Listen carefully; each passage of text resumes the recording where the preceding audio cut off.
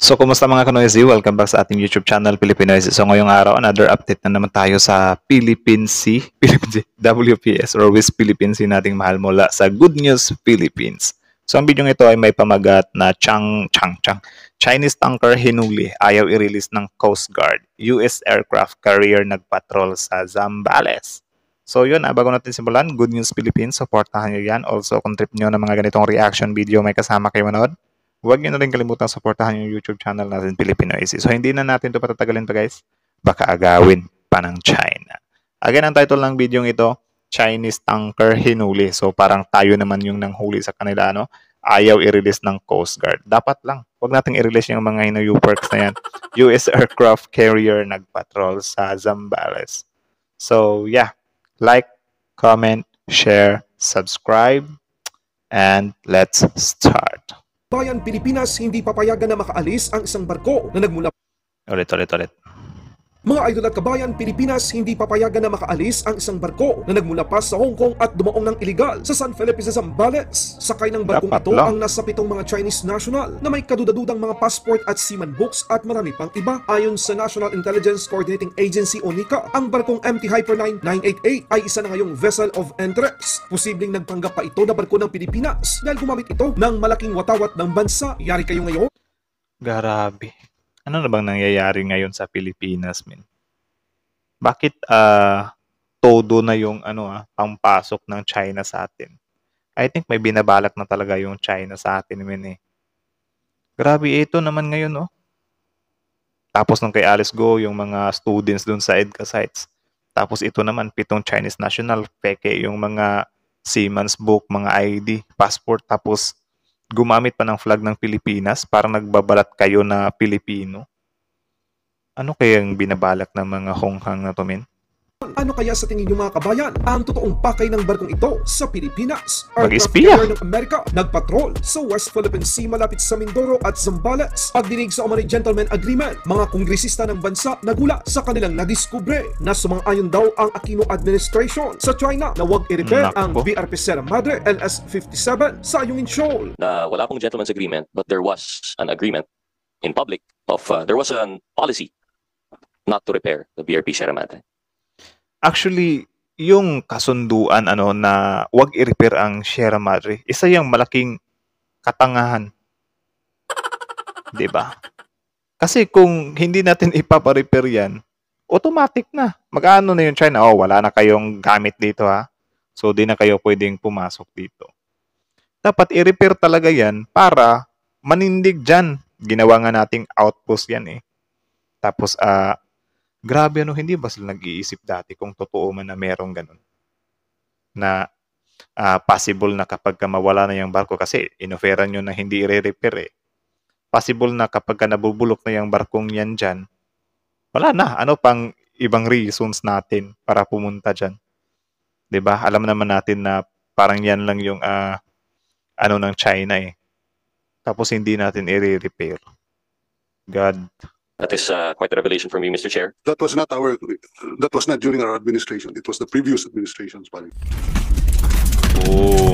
Pilipinas hindi papayagan na makaalis ang isang barko na minamanduhan ng mga Chinese national na pumasok ng iligal sa bansa matapos mahuli ng Philippine Coast Guard ang kahina-hinalang barko na may pangalang MT Hyperline 988 na dumaong sa Zambales na walang kaukulang permit. Ito ngayon ay isa na sa tinatawag na vessel of interest ng National Intelligence Coordinating Agency o NICA. Ayon sa tagapagsalita ng Philippine Coast Guard, kung inyong makikita, posibleng nagpanggap ito na barko ng Pilipinas dahil gumamit ito ng malaking watawat ng bansa. Ayon sa impormasyong lumabas, nagmula pa ang MT Hyperline 988 sa Hong Kong, sakay ng hindi bababa sa 7 Chinese nationals. Kabilang na ang kapitan nito na kahina-hinalang dumaong sa San Felipe sa Zambales kung saan kitang-kita na wala namang port o daungan doon. Dagdag pa ni baka nag-i-import yan ng mga illegal na mga guns at yung pinagbabawal na batu.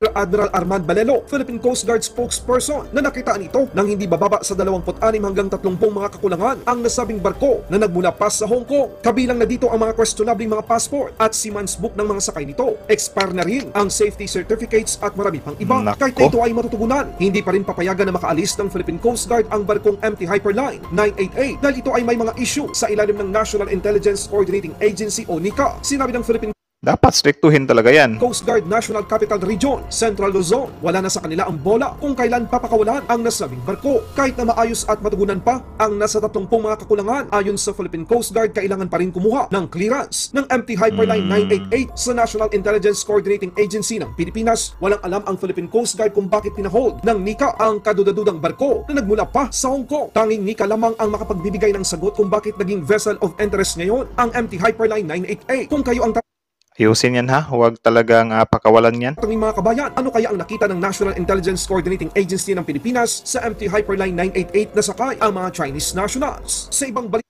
Baka ano yan, mga illegal na naman ang mga gawain nila kasi dyan naman sila magaling eh. 'Di ba? Actually, itong China talaga nakakainis kasi ang tapang-tapang nilang tumapak dito sa Pilipinas. Kasi alam nila, i-deport lang sila eh. Kahit nalagyan pa or halimbawa ganyan, Chinese spy yung sakay sa barkong yan. Sige, huwag kayong mag-alala kapag kaipadala namin kayo doon. Mag-espiya lang kayo doon, magmatsyag lang kayo doon sa Pilipinas. If ever lang na spy talaga yan, sasabihin lang ng leader na huwag kayong mag-alala. Magmatsyag lang kayo doon. Huwag kayong mag-alala, hindi naman kayo aanuhin ng Pilipinas eh. I-deport lang naman kayo eh. Ihahatid pa kayo dito ng safe. Diba? Dapat wala. Ba't deport? Ay, kapag ganito, pwede siyang makaano sa national security natin. Dapat dito na mabulok yung mga yan.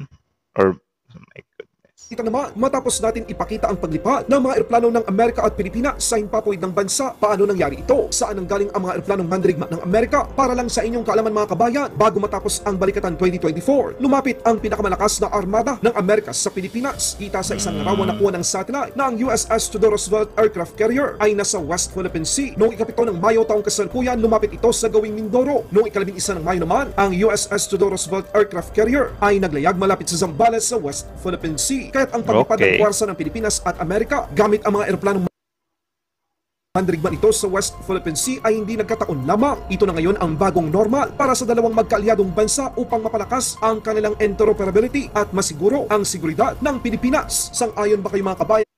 Dapat lang. Tapos wag na tayong magpapasindak sa China na, oh, ano naman yung pinagagawa yun? Hindi pwede yan.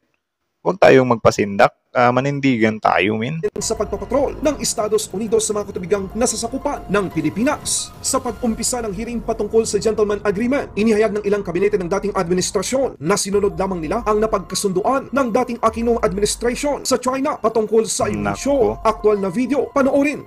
At the Sila time, pala. wala pong gentleman, the testimony, the narration is po showing na wala pong gentleman's agreement. Wala, sir. However po, we maintain the position of status quo, supposedly na wala pong repair. No repair whatsoever. But what was agreed upon, what was committed by the former defense secretary, that he will only deliver food and water to them. I did not expect that there would be an admission po, no, that we really did withhold repairs from BRP Sierra Madre. I just assumed that there would be a denial of a gentleman's agreement. Grabe yung hold of repair. But this is, for me, shocking news. Nabanggit po ninyo, sir, na through the Honorable Chairman, na meron pong commitment in 2013, yun po yung naging basis of status quo. Would the good ES be in a position to elaborate po? I cannot elaborate with particularity on the status. That's what I gathered when the decision came out 12 days after we assumed office. I was just asking around, what's the present status at Ayungin Shoals? Because I know there was a vessel there. And the information I gathered was that there was a previous commitment that food and water will be allowed to be shipped to the dilapidated vessel since 2013 po. Mr. Food Chair, and water. yung pag-gather po natin information na ito, is this based on official records from Malacanang or is this recounted by long-time officials there? Yan yung problema sa mga nakarang administration kasi hindi nila tinitingnan ng mabuti ano nga ba binabalak ng China. Bakit ganyan sila? 'Di ba? Hindi nila iniisip na kaya pala ayaw nila ng repair kasi kapag nablock na yung barko dito, wala na tayo, wala na. 'Di ba? Di man lang nila naiisip 'yun. I got that source from one of the officials before. I cannot recall. You mentioned certain names, personalities. No. That was what I recalled when the decision came out 12 days after we assumed office. I was just asking around because I was not really familiar with the West Philippine Sea situation. We were there for only 12 days. The decision came out 12 days after we assumed office. So I was just asking around, what's the exact status of this? And then I read in another column, GMA, as far as I recall, there was a commitment by then Voltaire Garcia that Voltaire Gasmin that he promised the Chinese embassy that he will deliver only food and water to the Marines assigned at the vessel. Malaking Mr. Chair, apologies. pagkakamali. Back then, hindi pa po, this representation was not aware of the current events. Maybe no, ano po yung position ni Mr. Voltaire Gasin? I think he was the Secretary of Defense during the time of President Aquino, Your Honor.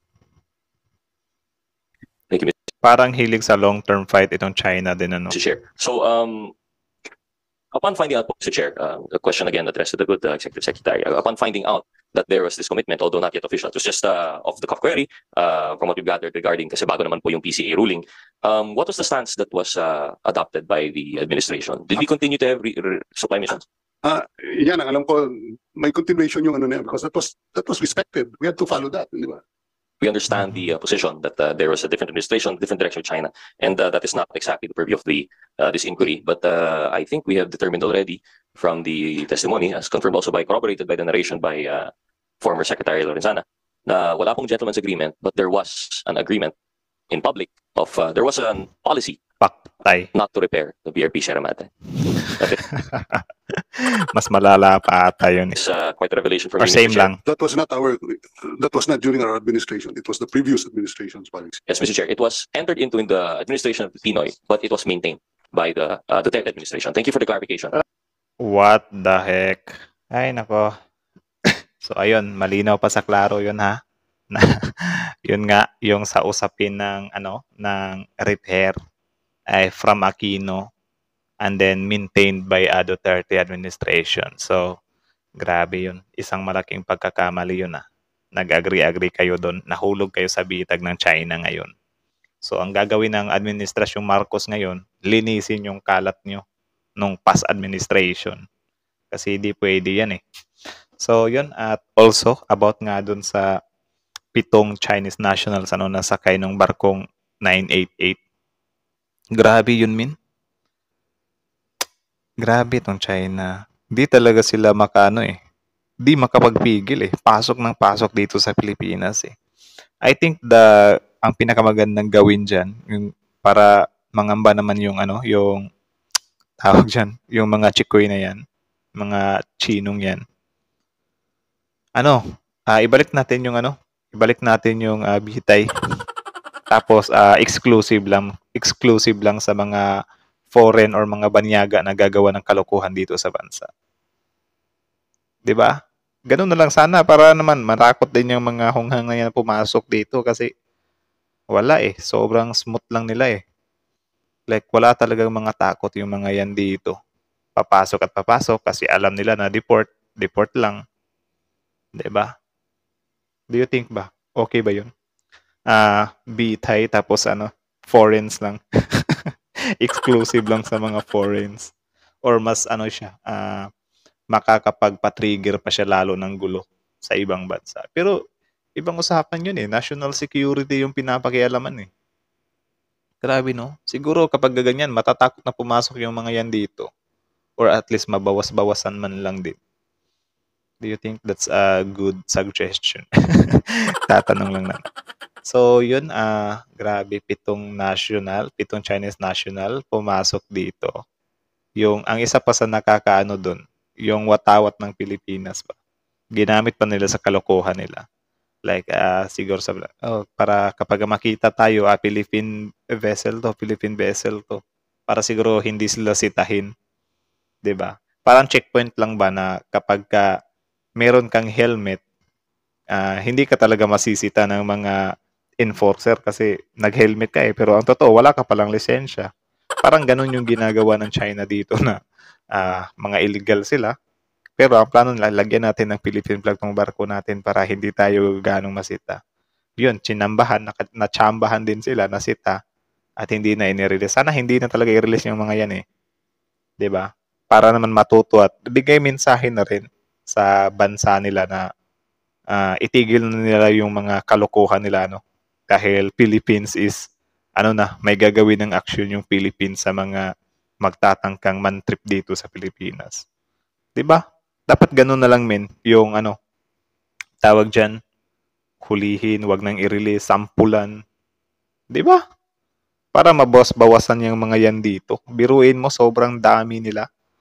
Pumapasok-pasok dito nang walang katakot-takot. Gamit lang yung pera, yung mga kulokoy naman natin dito, nasisilaw agad sa pera. Yun yung isa sa pinaka nakakalungkot na parte. Nagpapasilaw sa pera, mga loko. Wala nang paki kung anong mangyari sa bansa. Kaya ako, saludo ako sa mga matitinong mga opisyalis natin or namamahala sa gobyerno natin dito sa Pilipinas. Saludo ako sa inyo. Mabuhay kayo ng matagal. Grabe. So yun lang naman muna guys. Yun mula kay Good News Philippines. Original video link in the description box below. Panoorin nyo yan, supportahan nyo, i-subscribe nyo. Tapos syempre, bago nyo iwan yung channel natin, huwag nyo na rin kalimutan supportahan yung YouTube channel natin, Filipino IC. So I think hanggang dito na lang muna. Thank you so much for watching. Filipino IC is out.